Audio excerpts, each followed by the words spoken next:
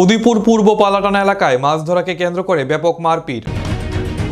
আহত হয় ৩ জন। সেই ৩ জন ব্যক্তিকে গোমতী জেলা হাসপাতালে ট্রমা সেন্টারে ভর্তি করা হয়েছে। ঘটনা সূত্রে খবর জানা যায়, সোমবার দুপুরে জমিতে মাছ ধরাকে কেন্দ্র করে নারায়ণ দেবনাথের পরিবারের সাথে পার্শ্ববর্তী উজ্জ্বল দত্তের পরিবার এবং সন্তোষ সরকারের পরিবারের সাথে ঝগড়া বিবাদ হয়। পরবর্তী সময়ে দা ও লাঠি দিয়ে মারপিট হয় বলে খবর।